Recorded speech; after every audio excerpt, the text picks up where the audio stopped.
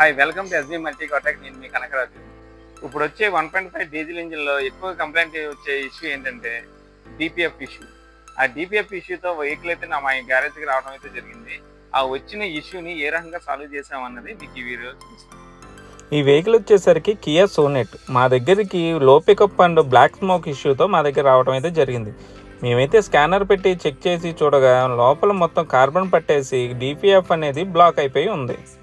Customer అయితే షోరూంలో చూపిస్తే షోరూమ్ వాళ్ళు డిపిఎఫ్ క్యాటలిక్ కన్వర్టర్ మొత్తం మార్చాలి అని చెప్పారంట. దాని కాస్ట్ వచ్చేసరికి 1,50,000 ఎబో అవుద్దని ఎస్టిమేషన్ ఇచ్చారు. కస్టమర్ గూగుల్లో మా గ్యారేజీ రేటింగ్ చూసి మా గ్యారేజీకి అయితే వెహికల్ తీసుకురావడం జరిగింది. మీ వెహికల్ని టేకప్ చేసుకుని డిపిఎఫ్ క్యాటలిక్ కన్వర్టర్ ఓపెన్ చేసి డిపిఎఫ్ క్యాటలిక్ కన్వర్టర్కి వచ్చిన సెన్సార్లు కూడా క్లీన్ చేసి ఫిట్ చేయడం అయితే జరిగింది.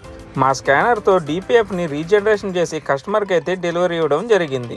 మీ వెహికల్స్ కూడా డిపిఎఫ్ కంప్లైంట్ ఉంటే మా గ్యారేజ్కి విజిట్ చేయండి. మా గ్యారేజ్ అడ్రస్ వచ్చి SB multi contact, Satrampadu main road, Eluru.